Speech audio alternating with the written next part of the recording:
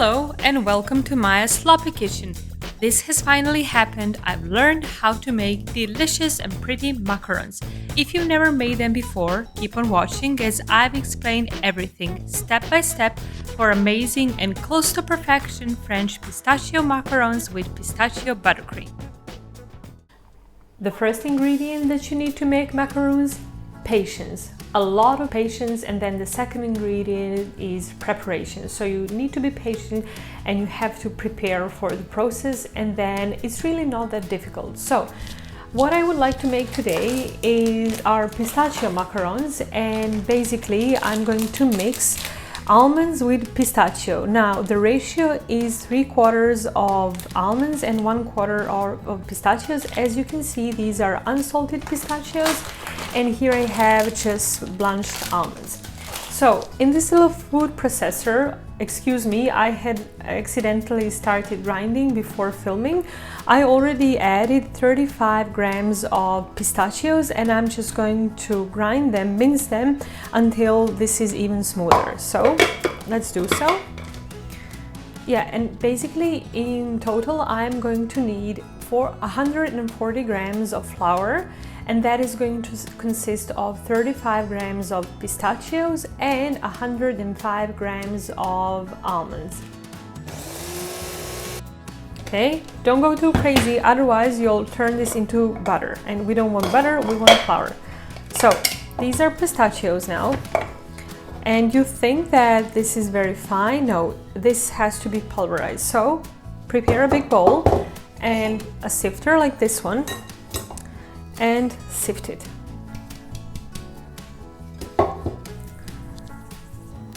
And now these will go back to the food processors so that we don't lose, well, this is a lot to lose, so we'll try to use up everything.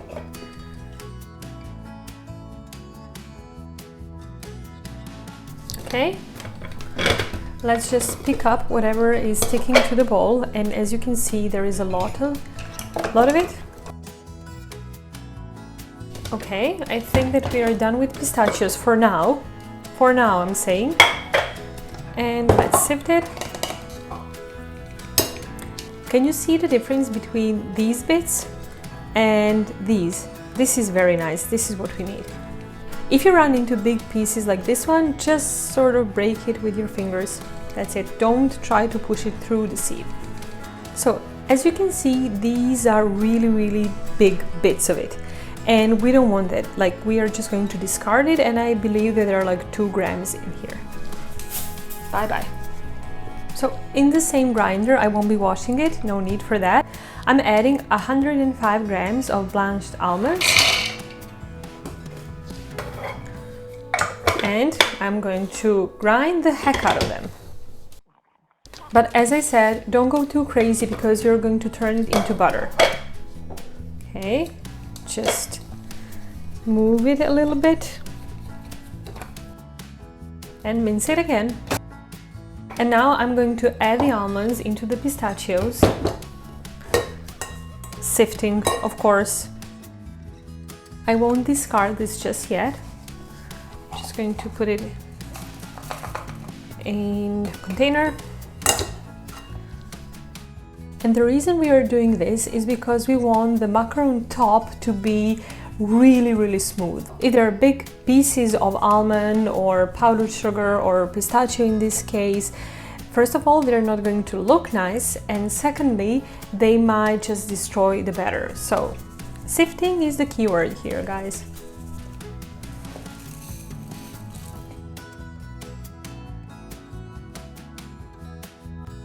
Okay, now is the time to add powdered sugar to this mix, and here I have 130 grams of sifted powdered sugar.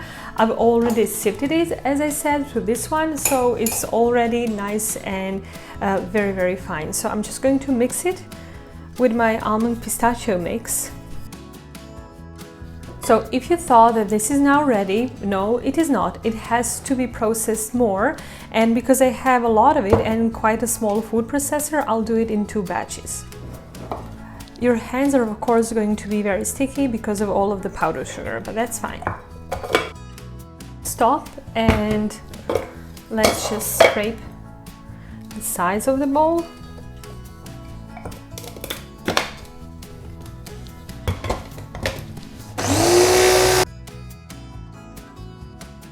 taking another clean bowl and let's sift.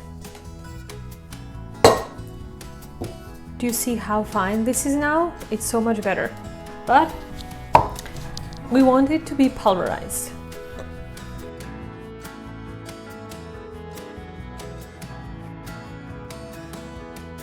Let's process the second batch.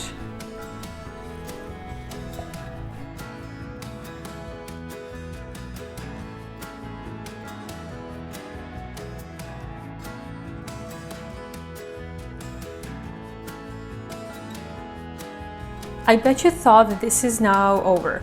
No, it's not. We have to repeat the process. So we are going to sieve this again, 2 batches, and then I think it's going to be great.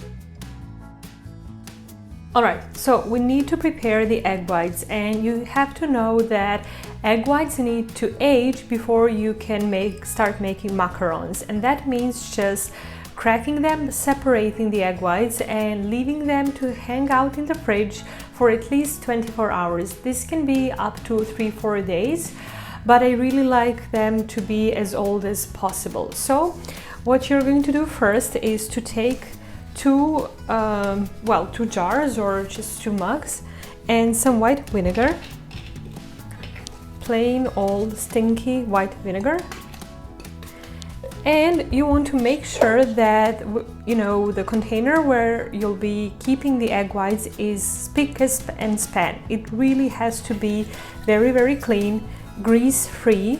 So just take some vinegar on a napkin and clean your container. In my case, it's going to be this mug, and because we are going to need 2 of them, clean the second one as well. Make sure your hands are nice and clean and very carefully separate the yolks from the egg whites.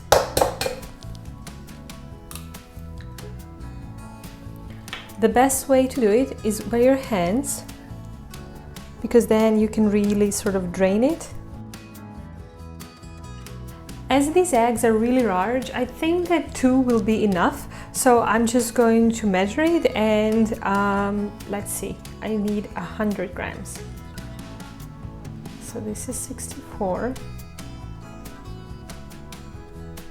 Oh, no, I think I'm going to need another one. Okay. And now I'm just going to add 14 grams here, 90, 10 more. All right, we have 101 grams of egg whites, but this is okay because we have a little bit of the dry ingredients more, so this is going to be great. And now check out the tip that I'm going to use. This one is really nice. I could tell you the number. So the brand that I'm using is called Bamberg, and this is number 8. Yeah, and I am always using this attachment. This basically serves if you want to change the tips, but I feel that somehow the batter is more secure. This cannot wiggle out, so I always put it on. So you want to go for something which is around, let's say, 5 millimeter in diameter. And also you want to make sure that your piping bag with the tip is ready. So I'm using just like a tall glass, and I don't know whether you can see here how I folded the tip. This is going to ensure that the batter doesn't run out before I even start piping, and then I just sort of pulled it across the bowl. Just like when we clean the glass where we store the egg whites, we want to make sure that the bowl in which we are going to make meringue is really, really clean. So again, just pure white vinegar. You can also use some lemon juice, and take a paper towel and just clean it.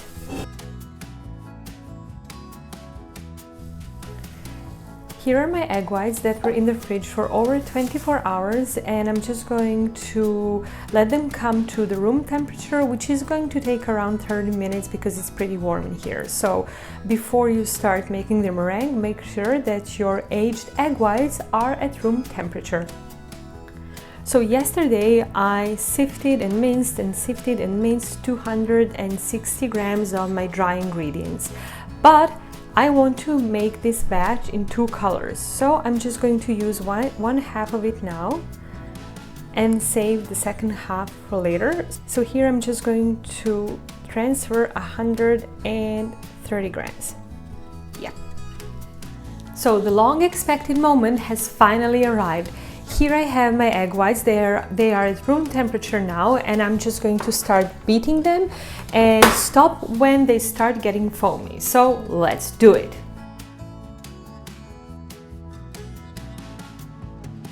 As you can see, they're nice and foamy now. This is when I'm going to add 1/8 of a teaspoon of cream of tartar.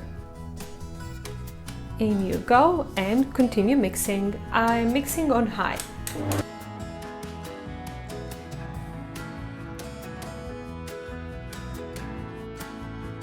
So now that this is even more foamy and there are trails of the whisk appearing in the meringue, I'm going to start adding castor sugar, and this is just super fine granulated sugar. I have 45 grams in here, and I'm going to be adding it very slowly while this is mixing on high.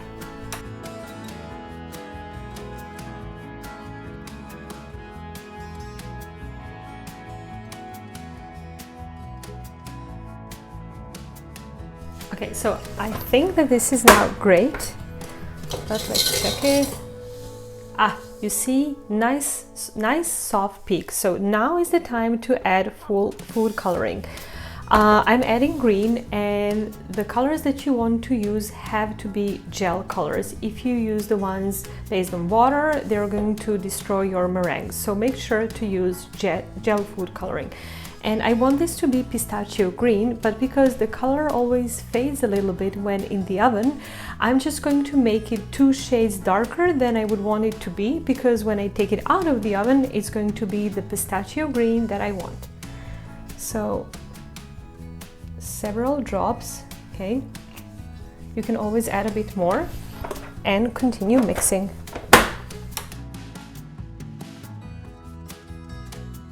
The next stage that we need is the final stage, when stiff peaks start to form. And this is where I'm very careful, so I'm mixing it for 30 seconds or a minute, and then I check it, because if I overmix it, well, I'm doomed. So as you can see, these are still soft peaks, so we have to continue mixing. Better than last time, but still not perfect, so let's continue. So now this is ready to go. You see how the meringue collects heavily in here? Look at these shapes that it makes. Another test that you can do is this. When you turn it upside down like this, it's in here. So let's macaronage. So here is my meringue, nice and green, and it's time to fold the dry ingredients in. But first I'm just going to add 1/3 of all the dry ingredients, and then fold this until it's nice and combined. So don't stir it like this, don't do that. Just fold it, scrape from the sides and go through the center, and then repeat. Sides and center, and then also underneath to pick up everything, and the center. Just don't stir it, okay? Be very gentle. You can add the rest.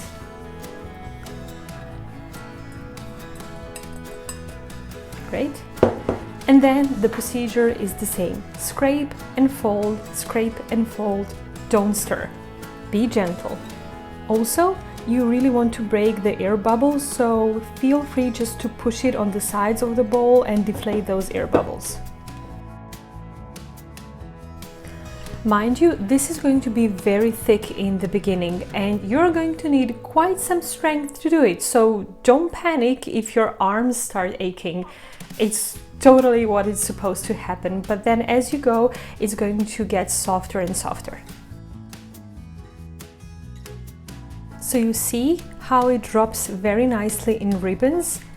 This is almost ready, so just a little bit more of folding. You see these beautiful ribbons? Ta-da! This is what we want. So I'm going to stop mixing here and have my piping bag ready. So I'm just going to transfer the batter here. Okay, so here is my silicone baking mat, and I find it very convenient because it has these little wells, so the batter will not spread out. And just place the tray on a kitchen cloth like this one. I'll explain why in a minute. Let's start piping. Just pipe until, let's say, almost until the ends, but not all the way because they're going to spread out. And pipe it perpendicular to the tray, like so. And you can even do a little swirl.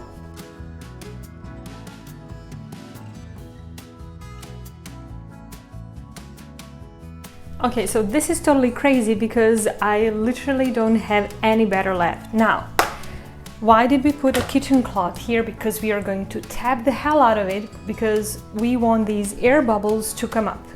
Bam, bam, slam, slam it. Just like so. You see these air bubbles?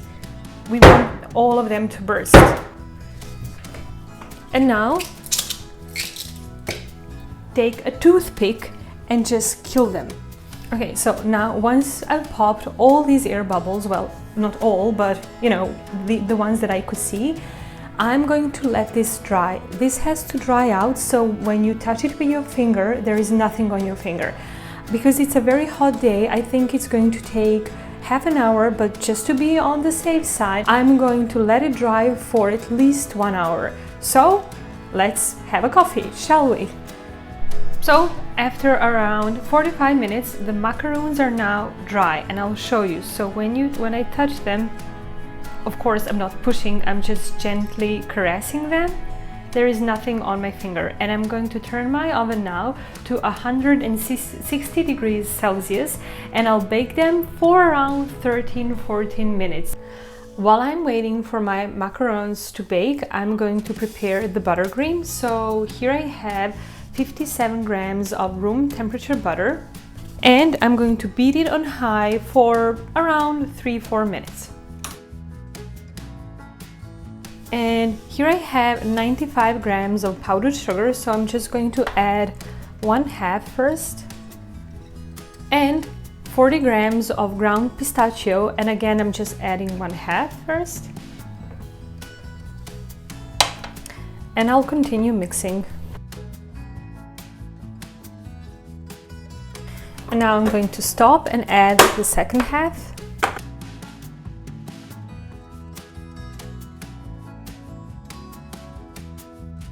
And so now when everything is nicely incorporated, as you can see, I'm going to add a little bit of heavy cream. Here I have around 2 teaspoons of heavy cream, but I won't put it all at once because I want this to be on the firmer side so that it's easier to pipe. So I'm just going to add 1 teaspoon right now.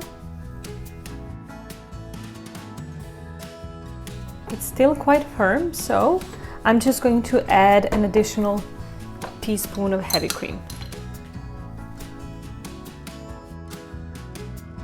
So I'm just going to pour all the heavy cream in, and I think that I have like 1 more teaspoon or so. This is great now. Not thick, not too soft, perfect for piping. And now let's go back to our macarons. Okay, they're here. Some are prettier than the others, but it's fine. And let's just fill them. So here are my pistachio macarons filled with pistachio buttercream, and I think that they are really cute. I'm quite sure that they taste heavenly because I tried a little bit of the pistachio buttercream and it's delicious. And also I'm quite sure that the shells taste nice as well. Are they perfect? Probably not, and some French macaron chef will probably have something to say about these, and I don't think that it would be nice, but I am actually happy. None of them disintegrated, none of them stuck to the mat, and yeah, I actually love the color as well. Remember how green it was? It was really darker than this shade. It faded in the oven, so it's great. They look like little avocados. And yeah, like overall I'm happy. Like they have feet, they are a little bit clumsy, but still they look great, really nice and smooth over here, so the sifting pays out. Anyhow, thank you so much for watching. If you want to see more of these videos, hit the like button, hit the subscribe button, and please hit the little bell button, because then you'll be notified whenever I post something new. Find me on Instagram, I'm at Maya's Sloppy Kitchen, and I'll see you guys soon. Bye!